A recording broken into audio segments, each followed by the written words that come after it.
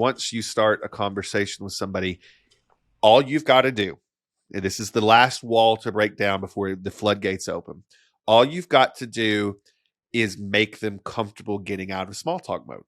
That's it. That's it. Like, because that question, whether you like the questions that I was throwing are still small talk questions. You have to give them permission to leave small talk and to give you something personal. The only way to do that is to give them something personal of yours. Now, none of us like the person that dumps their whole life on you and you're sitting there for 30 minutes and that's what they do. That's not what Tabitha's talking about. What we're talking about here is giving somebody something that is incredibly personal to you. And, you know, there's hacks to this too, which I'll get into in a second, because you can look at me right now and you can pick out a few of the things that I've done to myself that open this up. But one of the things that I do when I'm in a Facebook group is, you know, I'll introduce myself and I'll give some very personal stuff about my life. And then I'll give the content that I was trying to give. And the more of that you like pepper in, the more people feel like they already know you, and the more they'll reach out to you personally, because you've tricked them into thinking they're closer to you because they know things that maybe they shouldn't know, or they don't know about everybody else. But in real life, in person, you know, I get into this mode of, I'm actually here on work. I do this for a living, and I'm actually here in town because I'm at this conference because I came to see this guy. And this guy, the reason I came to see him is because he's got this book, and the book is all about X. And I'm just really this point in my life right now, I'm really trying to make myself better. And so, you know, I got on a plane and came all the way here because I wanted to see this person speak. And like that one little snippet that you give somebody gives them permission to be vulnerable.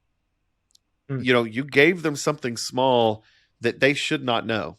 You know, most of the people that are around them, their day to day, it's very surface interactions, but you gave them something that no, and it gives them permission to open up and start to talk to you. And when you do that, if they're open at all to being a friend, or at least having a good interaction with another human being on the planet, they're going to start giving you some of their things too. And that is you giving them that next step, which is permission to get away from small talk and to give something personal.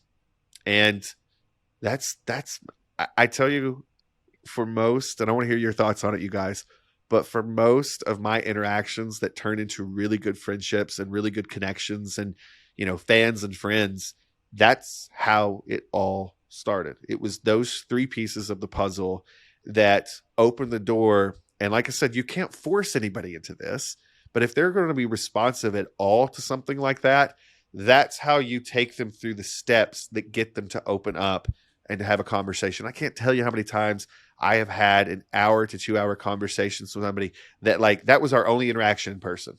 That was it. That was of the history of us. That was it. But I'm still friends with them online. We still wish each other happy birthday. We still follow each other.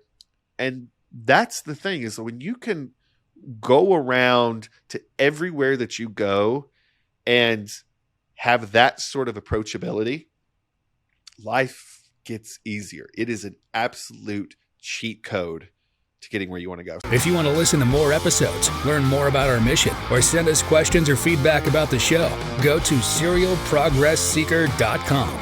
You can help the mission by subscribing, reviewing, rating, and commenting wherever you listen to or watch podcasts.